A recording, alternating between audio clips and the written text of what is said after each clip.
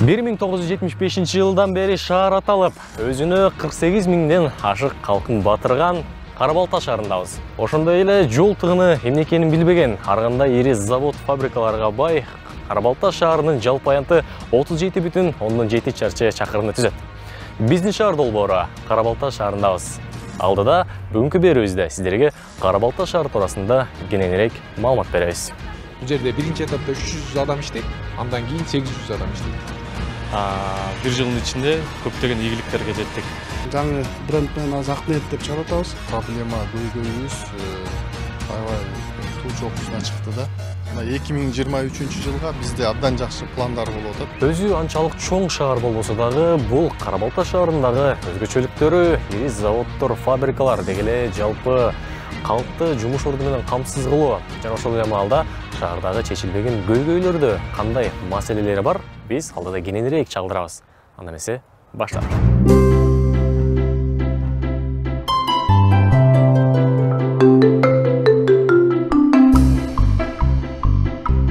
Кара-Балта шаарындагы дагы бир чоң жетишкендиктердин бири бул 2022 жыл октябрь айында ачылган бул Дельфин аталышындагы бала бакча. Бала бакча ачылгандан бери жашынакай бөбөктөргө эшигин ачып кызмат кылып келе жатат. Бул бала бакчадагы кандай ачылып, канча бөбөк батырып, канча адам кызмат кылып жатканын биз азыр кененирээк токтолобуз. Азыр бул бала бакчабыз деген былтыр 22 жылы октябрь айында ачылды. Мэрия тарабынан, анан Чуйский фонд развития тарабынан ошонун күчү менен 22 миллион акча бөлүнүп, ушул бала бакча ачылды. Азыркы учурда бул бала бакчага 330 бала келиш керек. Келип отурат азыркы учурда. 12 тайпа ачылган бул бала бакчада. Бүт эмеректердин баары заманбап, мэрия тарабынан жашынакай бүт каралып, кырдаалдык менен карап, ушу балдардын сана станциянын бүт сурамжылоосу менен бүт немелерин баары алынган эмеректер. Бүт жаңы, жапжаңы, доскабызда жапжаңы, берден мына жаткан эмеректердин бул тоже бул аябай жакшы неме менен каралган. Бүт немелерин баары каралып, даже матрастар дагы илгерки немеде эмес, ватный матрас жакшы, немеси дагы жумшак, жакшы вата менен жасашкан, жакшы сорттогу вата, немелерин да жакшылап, аябай жакшылап карап тандашкан, шешептери дагы аябай хлопчато бумажный деп Баары окшош. Баары окшош, шешептери бүт баары, бүт жакшы нерсе кылып каралып жасалган. Жаркырап бөбөктөр үчүн эшигин ачып турган бул бала бакчанын имараты 1983 жылы Союз мезгилинде бала бакча катары курулган экен дагы, Союз тарыгана 90-жылдары бекип калат. Андан бери атайын христиандар үчүн мектеп катары иш алып барып келет. 2016 жылы алар дагы бул имаратты өткөрүп берет. Ошентип 16 жылдан бери 2022 жылга чейин бош турган бул имарат 2022 жылы колго алынып, атайын бюджеттен акча бөлүнгөндөн кийин кичинекей бөбөктөр үчүн жашынакай бала бакча болуп кызмат кылып баштайт. Азыркы учурда бул жерде 28 адам жумуш орду менен камсыз болуп, дээрлик 300-400 кичинекей балдар үчүн эшигин ачып кабыл алып жаткан учуру.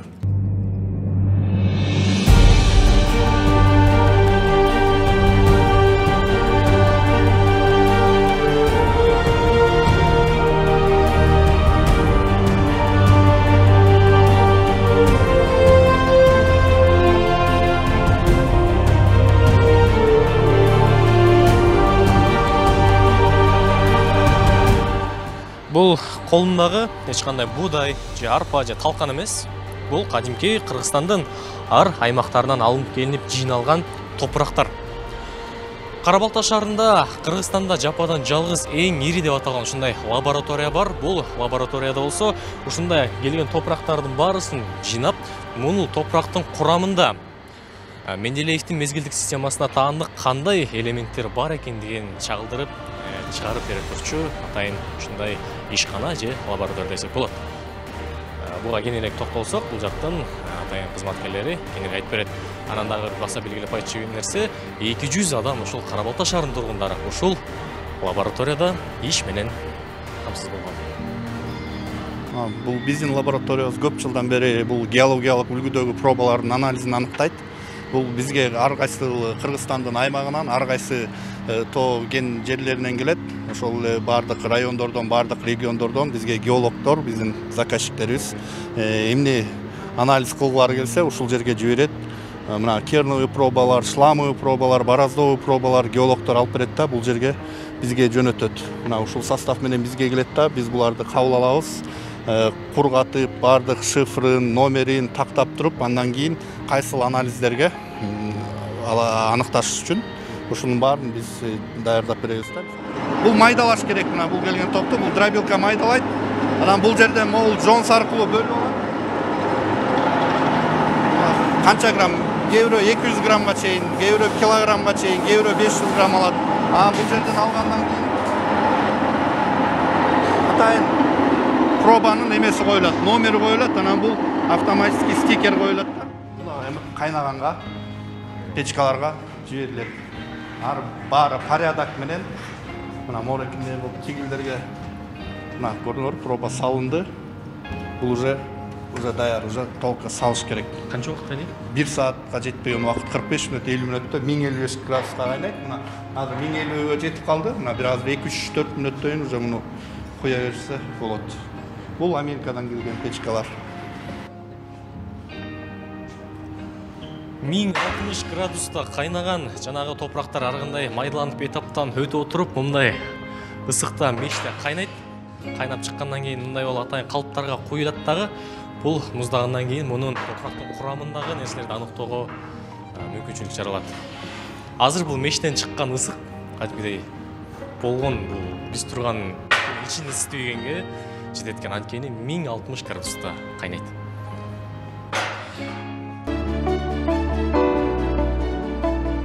Кыргыз Республикасынын президентинин 2022 жылдын 8-июлундагы номер 222 этил спиртин өндүрүүгө, сактоого жана сатууга 100% мамлекеттик монополияны киргизүү боюнча кечиктирилгис чаралар жөнүндө жарлыгынын негизинде Кара Балта спирт заводу мамлекеттик ишканасына 2022 жылдын 1-сентябрынан баштап монополияга жоголгон укугу кайтарылган.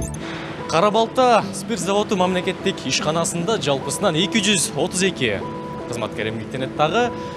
Былтыркы жылда жалпысынан 4 айдын эле кирешесин ала турган болсок 100 миллион сомдон ашык киреше тапкан. Мындайча айтканда бул дагы Кара Балта шаарындагы жайгашкан ири заводдордун бири болуп, мындайча айтканда инфраструктураны өнүктүрүүдө дагы этил спиртин жасап чыгарууда эң чоң өлкө үчүн медицинага жана башка коомдук жактарга эң бир пайдалуу этил спиртин өндүргөн заводдордун бири.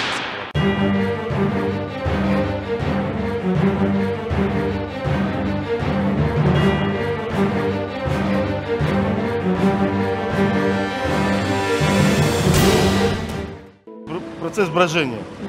То есть поступает сусло, когда работаем на пшенице, ими патокамеласа. То есть мы можем производить спирт с двух видов сырья. Качество спирта проверяем. Качествосы tutпайсыз, бул качествосы кандай болуш керек? Согласно ГОСТа. Качество согласно ГОСТа. У нас выпускается спирт люкс. И по ГОСТу, требованиям ГОСТа по всем показателям. Стоят у нас 2 немецких котла.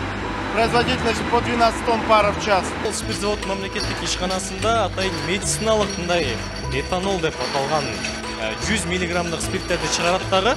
Мунун баарын жалпы Кыргызстандын аймагындагы медициналык борборлорго таратат.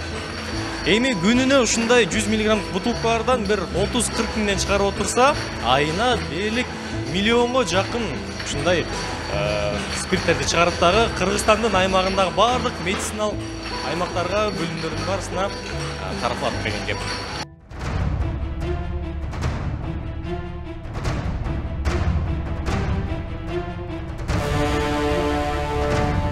Алтымыш эки, 63, 64, 65, 66, 67. Так ортосуна чейин 67 метр. Ошондо мындан ардагы 67 метр болду 134 метр. Узундугу 134 метр. Жалпы аянты 10 000 чарчы квадрат метрди түзөт. Кара Балтада дагы май айында эң ириделген Зелан аттуу текстилдик чыгарган завод, фабрика курулганы турат. Бул да болсо Кара Балтага эң чоң жетишкендиктерди алып келет. Анткени Союз убагында салынып каралбай калган ушундай имараттык мекемени кайрадан жаңылап, заманбап, азыркы шарттарга тууралап, түркиялык инвестор тарабынан демилге көтөрүлүп салынып жатат. Бул жерде тигүү жагында 800 адам жумуш менен камсыз болсо, экинчи тапта дагы 300 адам кошулуп, айтор 1000ден ашык адам жумуш орду менен камсыз болот дагы кездеме чыгат. Кездемеден адамга тиешелүү болобу, айтор эмне кийим жасалса, мунун баарысы Кыргызстандын рыногуна жана дагы Европага экспорттолгон эң ири заводдордун катарын толуктайт. Швейный цех болот. Каждый этажда 90 машинкадан турат. 90 машинкадан туруп, бул жерден чыккан сырье 20-25% Кыргызстанга калат, калганы бүт эле Европа, Россияга кетет. Каждый ошондо 4 этажда 90 машинкадан болуп, бул жерде биринчи этапта 300 адам иштейт, андан кийин 800 адам иштейт. 1000ден ашык жумуштан ошо. Бул эми баягы даяр болуп, баарысы эле коюлуп даяр болуп калыптыр. Качан ишке кирет экен бул жер? Кудай буйрса майда кирет. Узундугу 307 метр, туурасы 184 метр. Жалпы аянты 50.000 чарчы квадрат метрди түзөт. Бул Зилан компаниясынын, фирмасынын ушундай текстиль чыгарган заводдорунун бири. Зилан компаниясынын 27 шаарда ушундай заводдору бар. Алардын эң ириси ушул Кара Балта шаарында жайгашкан, мынакей жаңы салынып курулуп келе жаткан завод болот. Эң уникалдуулугу эмнеде? Күнүнө 100 тоннадан ашык кездеме чыгаруу мүмкүнчүлүгү бар, жана дагы 2000ден ашык кызматкерди жумушка алып, жумуш менен камсыз кылуу мүмкүнчүлүгү бар. Учурда салынып жатат. Азыркы тапта кичине курулуш иштери токтоп жаткан экен. Дагы бир кандайдыр чечилбеген маселелери, ошолор чечилсе, дагы курулуш толук түрдө аяктаса, толук түрдө бардык Кыргызстандын жарандары, ошонун баарысы жумуш иш менен камсыз болот.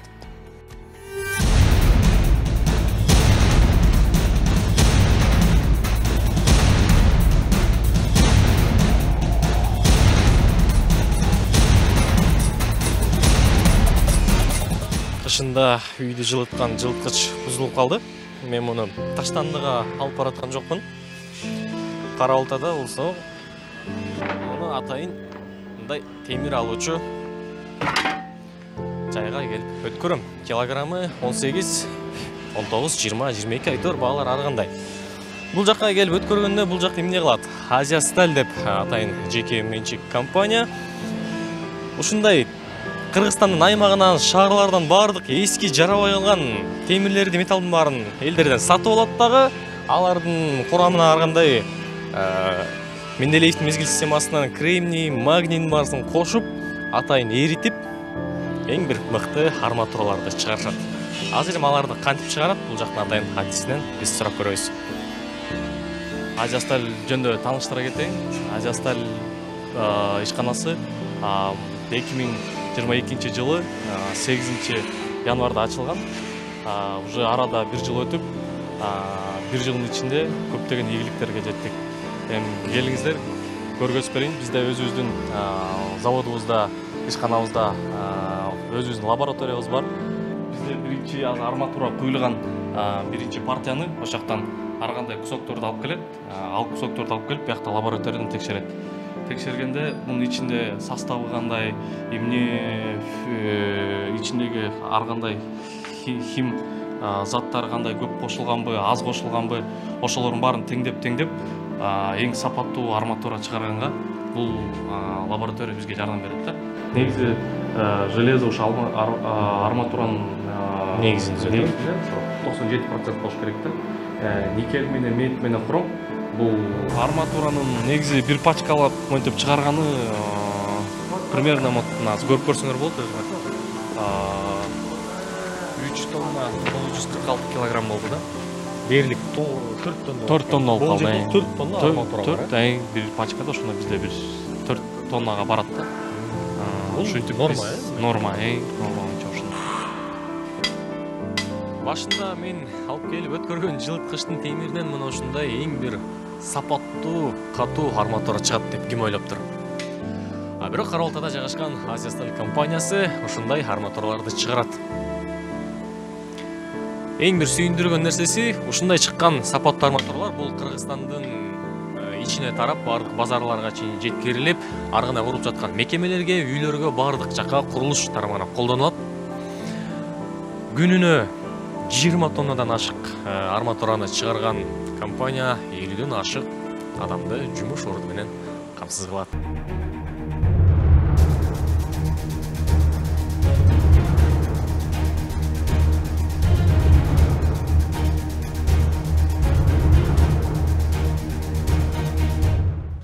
Бийиктиги 24 метр, диаметри 6 метр, 96 даана мындай бийик болуп турган эмне деп турсаңыздар, булар буудай сактоочу кампа. Ар биринин ичинде азыр толук түрдө буудайдын баары сакталып турат. Мындайча айтканда бирөөнө 500 тонна буудай атат. Бул мамлекеттик атайын ушул материалдык запасты толуктоо боюнча дан мамлекеттик ишканасына таандык. Жана дагы кандай учур болбосун, унга болгон баанын көтөрүп кетпөсүн, унун ишин сактап, ушул жака иштери жүргүзөт. Азыр биз атайын ушул жака келдик. Мунун ичинде буудайларды кантип сактап, буларга кантип толтуруп, жана ундарды кантип салып жатат, чогуу бирге күбө болобуз. Будай дан мамлекеттик ишканасы негизи Матрезевдин будайын сактоочу жайы эсептелет. Булар вагон менен келип, сырттан киргөндөн, вагондон келип, анан кийин транспорттор менен бияка келип чөп тагып, 5-7 этажга чыгып, ошоктон колбардын тайынчарга будай сакталат. Анан мал менен ушинтип биз будайды айландырып, муздатып карап турабыз да, лаборатория менен чогуу будайдын сапатын постоянно карап турабыз. Севастын заполняемысын текшерип атат да, канча метр болгондо, муну менен ошо текшерет, канча будай бар ичиндечи. Анан жылдыртып кайра толордо, муну менен текшерип атат да. Текшергенден кийин анан толордо кайра буяка жылдырат. Дан мамлекеттик ишканасынын склад готовый продукциясына турасыңар. Бул жерде ошо биздин ундан чыккан, биздин будайдан чыккан ундар. Азыр алтыннан деп чыгарганбыз. Жаңы бренд менен азыр Акниет деп чыгарып атабыз. Бул ундардын сапаты требования ГОСТу соответствует. Качествосы жакшы. Кудай буюрса азыркы буга чейин биз турецкий оборудованиянын мойкасын койгонбуз, будайды жууп турган оборудование койгонбуз. Ошондон кийин ушул Акниет деген унду чыгарып баштадык. Сапаты кичине жогорураак алтынданга караганда. Мамлекеттик дан ишканасында азыр бул буудай барып, атайын сакталып турчу 500 тонналык буудайлардын колбаларын алып жыйналып чогулуп атат. Мындайча айтканда бул атайын ушул материалдык запас катары азык-түлүктүн жетишсиздигин азайтуу максатында чогулат. Азыркы учурда баарысы толук. Азыр биз сиздерге да сыртынан көрсөтөбүз. Бул ар бир будай ошол жерге чогулуп 500 тоннадан ашыгыраак жерге чейин чогулганга чейин жетет.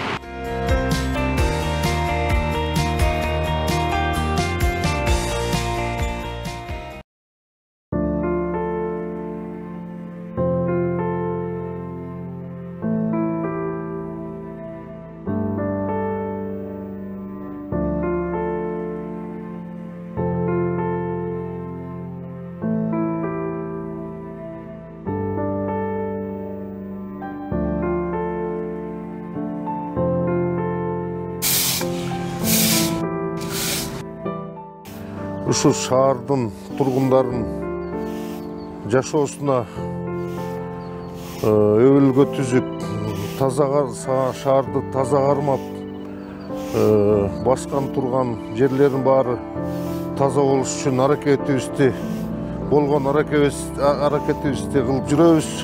Кудайга шүгүр, мына 1 жыл боло элек, бир 6 айдын жүзү болду, жаңы жетекчи келип баардык жумушту алып барып кыйналып атканбыз. Келер менен эле баягы сразу техникаларды көрдү, эскилигин көрдү. Биз башында эски техника менен иштечүбүз. Эми жаңы бир 6 ай болду, жетекчи келип, баардык жетекчилер менен мэрия менен сүйлөшүп, бизге бир 6 техника жаңы алып берди.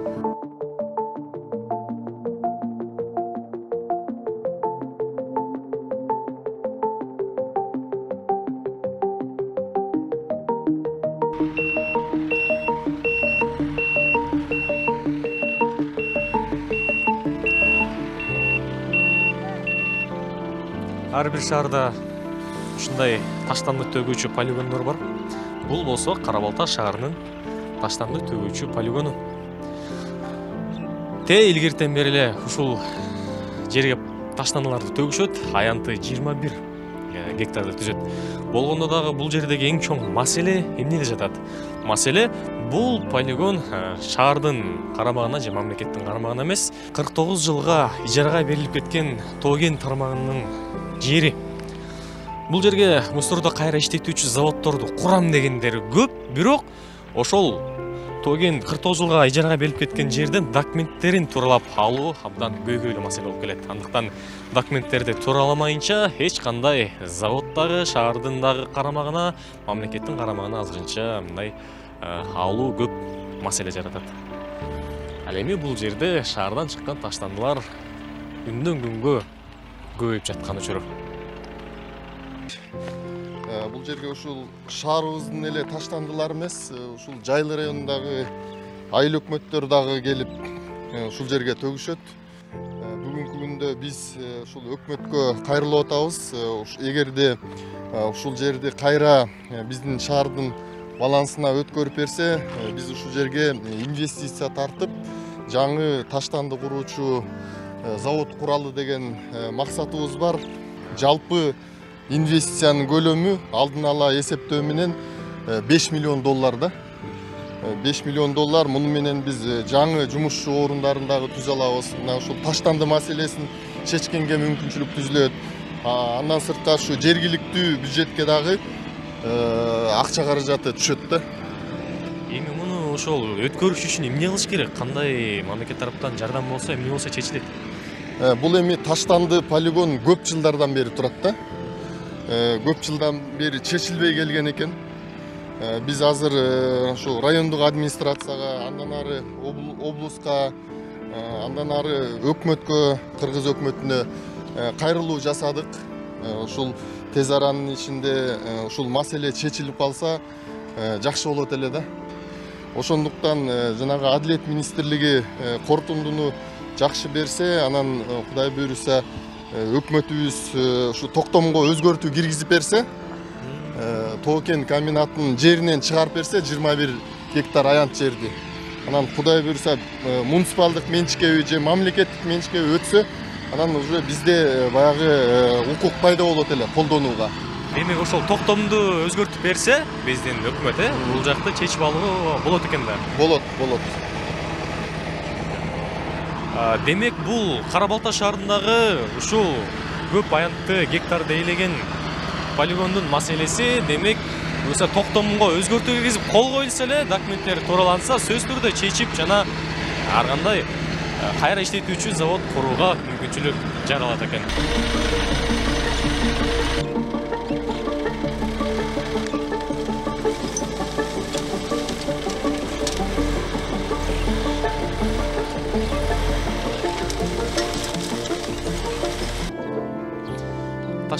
Таштанды дейт.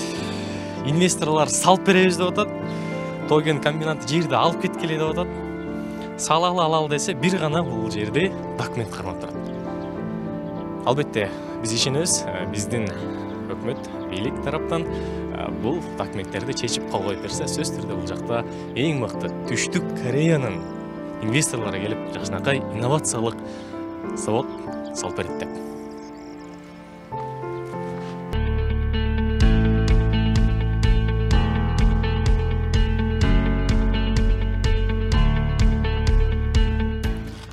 Ар кайсы көчөдө казылган мындай чуңкурчалар, жерден атып чыккан булак, суу жана ар бир жерге түшүп, мынтип кошуп, сваркалап, курап жаткан кызматкерлер. Мунун баарысы ушул таза суу жөнөп жаткан трубалардын, түтүкчөлөрдүн эскилигинен келип чыгууда. Бул түтүкчөлөр Советтер Союзу маалында 55-60 жылдары салынган, ошол учурда эң жакшы деген сапатта салынган. Андан бери эчендеген жылдар өттү, кылым алмашты, бирок эч кандай жаңыланган эмес. Бул Кара Балта шаарындагы эң чоң көйгөй. Анткени ар бир жарылган турбаны оңдош үчүн канча бир убакытка сууну кайра токтотуп турууга туура келет. Өз негизи Кара Балта шаарында жалпы суу системасынын узундугу 187 чакырым, Ал эми жана Саркынды суу кете турган түтүктөр болсо 190 чакырымды түзөт да. Тилекке каршы мына өзүңүздөр көрүп атасыздар, биздин суу системабыз 1960 жылдары курулган, ошондон кийин алмашылган эмес. Мына күнүгө өзүңүздөр көрүп атасыздар, күнүгө 3-төн 4төн ушундай жарылуулар болуп келет да. Ошондуктан биздин суу системабыз кайра жаңырууга муктаж болуп жатат да. Мына азыр бүгүнкү күндө ушул проблема көйгөйүбүз аябай туу чокусуна чыкты да. Себеби дегенде биздин шаардык суу башкармалык өзүнүн кирешесине бул жумуштарды аткарууга мүмкүн болбой калды. Ошондуктан биз дагы ар тараптан демөөрчүлөрдү издеп, мына жакында эле 1200 метр суу түтүгүн алмаштырдык жана 26 чакырым суу түтүктөрүн алмаштыруу үчүн жана фондторго кайрылуу жасадык. Андан сырткары биз ушу жогорку турган мамлекеттик органдарга, биздин өкмөтүбүзгө дагы кайрылуу жөнөттүк. Ушул өзүбүз дагы ушул суу түтүктөрүн алмаштыруу боюнча, ушу долбоорду жаңы жандантуу боюнча болот да. Демек 5 миллион евро болсо бардык шаардын түтүктөр алмашканга жетеби? Бул 5 миллион евро алдын ала чыгым болуп эсептелет. Жалпы болжолдо эми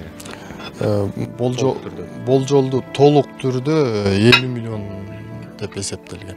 Евро менен. Мына 2023 жылга бизде абдан жакшы пландар болуп атат. Ушул шаарыбыздын инфра түзүмүн жакшыртуу боюнча. Бул боюнча жергиликтүү бюджеттен дагы, андан сырткары гранттардан дагы акча каражатын тартуу иштери жүрүп жатат. Мына ушул биз турган паркыбызды дагы быйыл оңдоп түзөө иштерин жүргүзөлү деп турабыз. Бул үчүн жергиликтүү бюджеттен 25 миллион сом каралган. Андан сырткары шаарыбыздын жолдорун жакшыртуу боюнча 30 миллион сом каралды. Мындан сырткары ушул калкты тейлөө борборун быйыл уюштуралы деп атабыз. Суу системасын калыбына келтирели деп атабыз. Мындан сырткары бизде ушул тазалык боюнча көйгөйлөр бар экен. Ушул маселени чечүү максатында быйыл 6 жаңы техника келди. Ал эми ушул жылдын аягына чейин дагы 5 жаңы техника алалы деп жатабыз. Ушул таштандыларды иретке келтирүү максатында. Мындан сырткары ушул жарыктандыруу маселеси дагы көйгөйлүү болуп келген. Ушул баары жарыктандырылган эмес да шаар? Буга чейин өзү 20%га чейин жарыктандырылган экен, бирок биз ушул июль айына чейин шаардын баардык 100% жарыктандыруу иштерин аягына чейин чыгаралы деген максатыбыз бар. Ушул шаарыбызда өзү негизи оорукана маселеси да көйгөйлүү экен. Быйыл ушул республикалык бюджеттен каржылоого жаңы көп профилдүү оорукана курулганы жатат. Мындан сырткары бала бакча жана мектепке корпус куруу боюнча дагы долбоорубуз бүгүнкү күндө каралып, Кудай буйрса ишке ашканы жатат.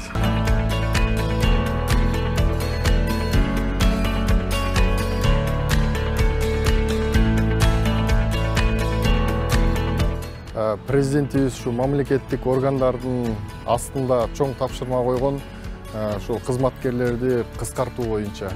Ушул биз дагы мэриянын астында эгерде мурда 7 структура болсо, ушу тапшырманын негизинде бүгүнкү күндө 3 структура калды. Муну менен биз 50ге жакын штаттык кызматты кыскарттык жана 15 миллион сомго жакын акча каражатын үнөмдөдүк. Союз кезинде дүркүрөп өсүп гүлдөп турган Кара Балта эгемендүүлүк алгандан кийин 2020 жылга чейин ушунчалык ылдый төмөндөп түшкөндөн түшө берген. Акыркы 2-3 жылдан бери кайрадан баягы эски имараттын баарысы оңолуп, кайрадан жанданууда. Андыктан элдин жай турмушу, ар бир ишкерлер, ишканалар иштеп, уланып, жыл өткөн сайын гүлдөп, өнүгүп өсө бермекчи. Биздин шаар долбоору Кара Балта шаарындагы жетишкендиктери, ийгиликтери жана өзгөчөлүктөрүн камтыганга аракет кылдык. Аты жөнүм Асылбек Байлиев. Биздин шаар долбоору менен кийинки шаарлардан дагы көрүшкөнчө аман туруңуздар.